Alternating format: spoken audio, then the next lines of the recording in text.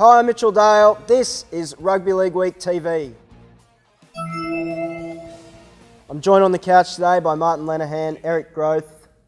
Thank you for joining us, boys. Now, Eric, there's no easy way to say it. It's another disaster week for your Sharks, and in particular, your mate Todd.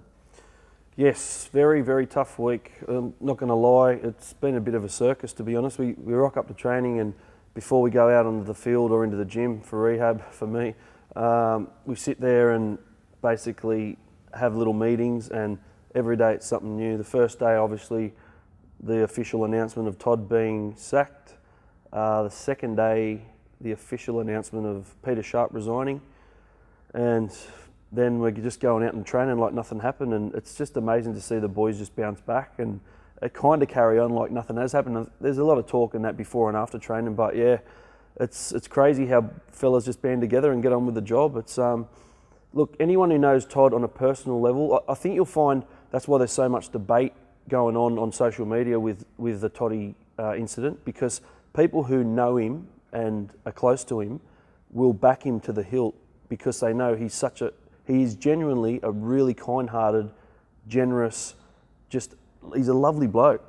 It's just that I think he makes some poor decisions when he has a drink, and to be honest, in my humble opinion, I know he's got a big rap sheet, but for this particular incident to be the icing on the cake or the straw that broke the camel's back, I just think it's ridiculous. That's my humble opinion, and a lot of people will disagree, but yeah, mate, it's been tough. He's doing okay. He lives downstairs from me, mate. It's been a circus of paparazzi out the front every day, and mate, I want to make a point how disgusting some of them people are, because he's been in his car and gone to do whatever he needed to do for the day, and they're chasing him, hunting him down, running red lights to get to him, and it's just ridiculous. It's putting his life in danger and other people in the car in danger, and it's gone on to for this incident to have this much backlash. I don't agree with it, but yeah, that's pretty low, isn't it, mate? Like it's a big story, you know, and whatever you think about whether the bloke should have been sacked or not, and as you said, a lot of people think he should have, but to go to that level and have that kind of stuff going on actually gives the media a bad name. You know, it's too much. You know, I think I was also going to say, man, I think coming off such a good win for the boys too. I mean, that was an unbelievable. That's just been lost, hasn't it? Nobody has spoken about the fact that from 20-0 down, the Sharks won that game. You tipped them here last week. Yep. That must just make it even worse, I guess, for the boys to be coming off that and then have the... Well, it was like a massive pressure valve release, and then this happened, which was an old photo in terms of, like, wasn't, you know, currently, it wasn't in Brisbane. People thought the photo was taken in Brisbane. It was a couple of weeks before or whatever. And for that to come up and just, mar that whole great week that we were going to have. People were bouncing out of their skin, ready to come to training for finally, Cronulla have won a game. And yeah, it's just gone back to the circus. Yep. Now, Leno, Eric's obviously said that he doesn't think Todd should have been sacked over that incident. What's your point? Oh, mate, look, I'm afraid he had to go, I think, and it's mainly because of the rap sheet. Okay, if you take that incident on its own, people are going to say maybe not that bad. But I think, unfortunately, I mean, Todd Carney has got a list of things that have happened to him before, not necessarily at this club. So, I mean, it's the Sharks that pay the ultimate price, and he's paid the ultimate price. But I think there's just too much that's gone on in his past. It'll be really interesting to see that the league doesn't seem to think anybody's going to want to pick him up. I disagree completely. I reckon, mate, this game, the club will want Todd Carney, and then it's going to be put on the league to whether they let him play again or not. This is the thing too. Journos and the people in the media point the finger and make these massive stories out of it. They get the best ratings they've ever had. They get the most hits they've ever had. They love this stuff. They go on, they point the finger like they're on their moral high ground and say how disgusting it is, mate. They love it. They love when stuff like this happens. It's just there's been that many articles and people running off the Todd Carney name for the last few days. Mate, I reckon they should bloody give him a little bit of their salary. Give him a little bit of their salary, mate, because they're getting endless hits and endless praise for their articles on him. So yeah, it's just funny that they point the finger, but yeah, run off it for a while. Yep. There is also a bit of anger seems to be within the playing ranks about the way Todd's being treated and that he has been sacked. It's similar to your feelings? Yeah, well, it's like I know Leno was saying he has got a big rap sheet, but when I look over his rap sheet over the last year or two, I don't think he's done anything that is so bad. I think Todd Carney, anything he does is going to be magnified by 1,000 now because of what he's done in the past. I just don't see him going to the toilet a toilet where he was one friend and some guy in a cubicle come out and takes a photo.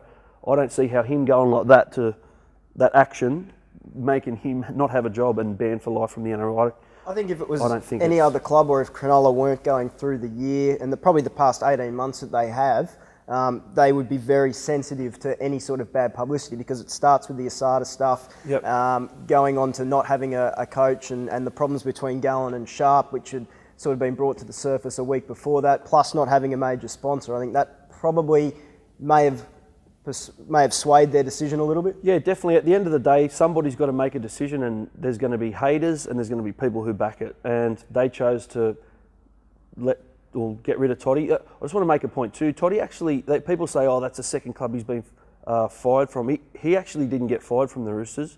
He actually walked away. He got a chance to leave, so he left on his own terms. But then in the media, obviously comes out that he was sacked. So yeah, people should stop using that in their articles, because he wasn't fired from the Roosters. He walked away. So yeah, this is the first club he's actually been. The Canberra as well. But since everyone's going on about the last few years. So mate, I just think it's just a whole media circus over something that it's not that important, mate. I seen a guy in a hospital the other day who's got burns all over his body and his face, and you realise you sit there and you talk to these people, and this is just absolutely nothing compared to that. Nothing. It's just been overdone. It's overdone. It's ridiculous. It's time to move on. Okay, so to move on, how do Cronulla move forward from here? Mate, they're moving forward. We're trying to find, CEOs ringing around trying to lock in a coach. I think that'll happen very soon. I think it's actually a good opportunity for somebody to come in, and if they can turn our season around, or at least have a few wins consecutively and finish on a high note, that could be really good for their resume, I think. So yeah, I think that we'll see that happen. And mate, the boys are fine.